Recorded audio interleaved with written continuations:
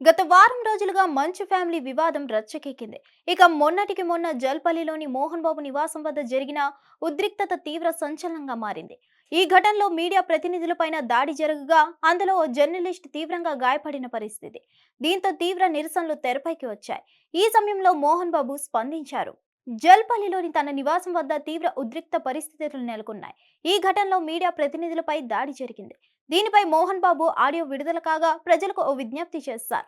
ఇక తాజాగా ఓ లేఖను కూడా రిలీజ్ చేస్తారు. లేఖలో ఏం రాసుకొచ్చారంటే, ఇటీవల జరిగిన దురదృష్టకర సంఘటనను అధికారికంగా ప్రస్తావించడంపై విచారం వ్యక్తం చేస్తూ ఈ లేఖ రాస్తున్నాను అని మొదలుపెట్టిన మోహన్ బాబు వ్యక్తిగత కుటుంబ వివాదంగా మొదలై తీవ్ర ఘర్షణకు దారితీసింది. ఈ ఘటనలో జర్నలిస్టు సోదరుడికి బాధ కలిగించినందుకు నాకు కూడా బాధగా ఉంది అన్నారు.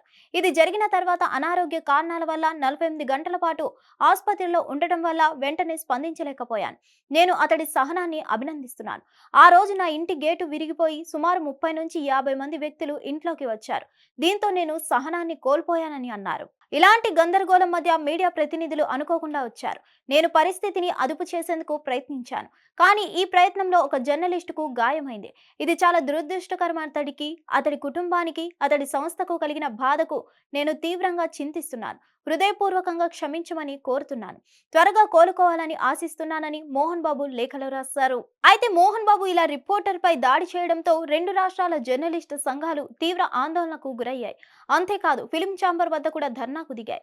ఈ నేపథ్యంలో పలువురు రాజకీయ నేతలు కూడా తీవ్ర విమర్శలకు గుప్పించారు. హిట్ టీవీ యాప్ ని డౌన్లోడ్ చేసుకోండి. ఇందులో short news, live news, entertainment movies అన్ని అవైలబుల్ గా ఉన్నాయి. Please download Hit TV app. Hit TV app. Hit TV యాప్ని ఫ్రీగా డౌన్లోడ్ చేసుకోండి.